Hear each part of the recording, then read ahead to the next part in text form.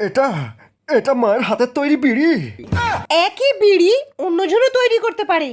না নন্দা, তুমি হয়তো জানো না, আমি কতদিন পরে এই বিড়িটা খেয়ে পেট ঝেড়ে হয়ে গেছি।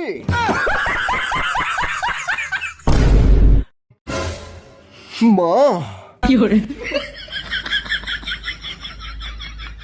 মা, তুমি জানো যে আমি তোমার স্পেশাল বিড়ি ছাড়া কিছু খেতে পারি না মা। মা গো, আমাকে একবার একবার তোমার স্পেশাল বিড়িটা খেতে দাও মা। কতদিন আমার পায়খানা ক্লিয়ার হয়নি মা, একবার।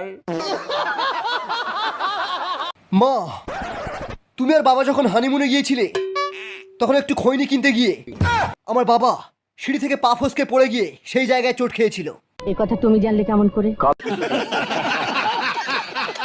কাল রাতে বাবা আমার স্বপ্নে এসে বলে গেছেন, আরো বলে গেছেন, বাবা আমার হওয়ার জন্য পাড়ার সমস্ত বিড়িখোরদেরকে একটা করে শান্তি বিড়ির প্যাকেট কিনে দেওয়ার মানত করেছিলেন, কিন্তু বাবা তা দেননি। এখন এই বিড়িখোরগুলো আমাদেরকে শ্রাপ দিয়েছে, বলেছে এই রাজমহলে সবার পায়খানা বন্ধ হয়ে যাবে, বুকে গ্যাস উঠে সবাই মারা যাবে।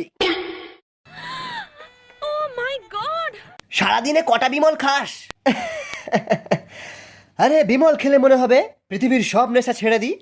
আরে আমি তো হাত দিয়ে যাওয়ার আগেই 10-15 প্যাকেট মেরে দিই।